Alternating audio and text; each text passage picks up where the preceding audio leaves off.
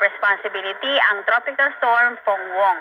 Huling namataan ang nasabing bagyo 1,690 kilometers east of northeastern Mindanao. Taglay po nito ang lakas na hangin na 75 kilometers per hour malapit sa gitna at bugso ng hangin na abot naman hanggang 90 kilometers per hour.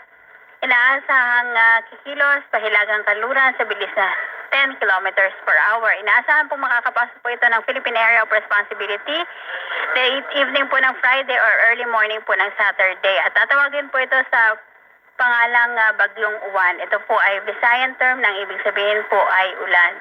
Pagpasok po nito ng Philippine Area of Responsibility, ito po ay nasa typhoon category na. Ngunit bago po mag-landfall, ay inaasahan po magiging super typhoon po ito.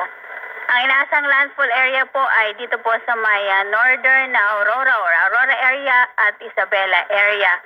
Asahan po na ang malaking bahagi po ng northern Luzon ay maaring itaas sa tropical cyclone wind signal number 4 or 5 or pwede rin pong tropical cyclone wind signal number 3. At ang natitirang bahagi po ng Luzon ay asahan po ang tropical cyclone wind signal number 3, 2, and 1. Sa Metro Manila, posible po ang tropical cyclone wind signal number 1 at posible rin po ang yellow warning sa araw po ng Lunes.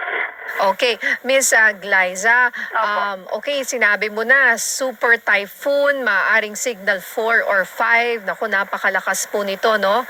Itong inaabangang bagyo.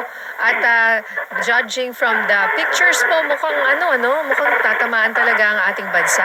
Tama? Opo. It's most probably ay tatama siya Yes, sa mga opo. lugar na iyong binanggit. Ang Metro Manila, anong magiging epekto nitong bagyong Uwan sa Metro Manila? Ang Metro Manila po ay mag-uulanin po ng Monday po ng 50 to 100 millimeters sa yung mga low-lying areas ay pwede pong bain at posible rin po ang pagtataas ng tropical cyclone wind signal number 1 sa Metro Manila sa araw po ng Linggo or Lunes.